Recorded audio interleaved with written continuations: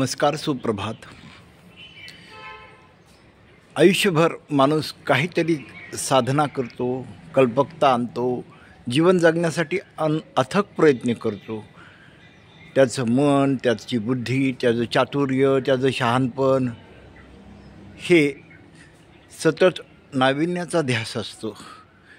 त्यासाठीच त्याला काहीतरी करावंसं वाटतं, काहीतरी दाखवावं वाटतं.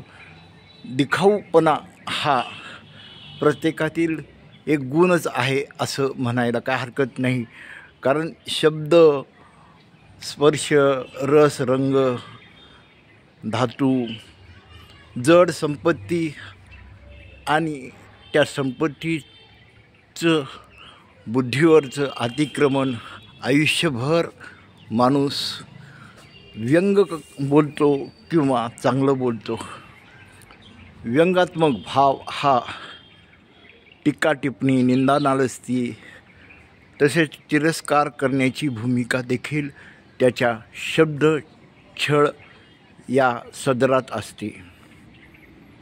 मनुष्य हा नाटकीय प्राणी आहे.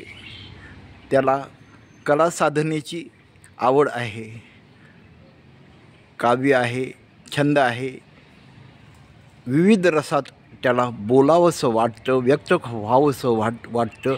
व्यक्त झालं तरच मुक्त हा भाव मानवीय स्वभावगुणात आहे.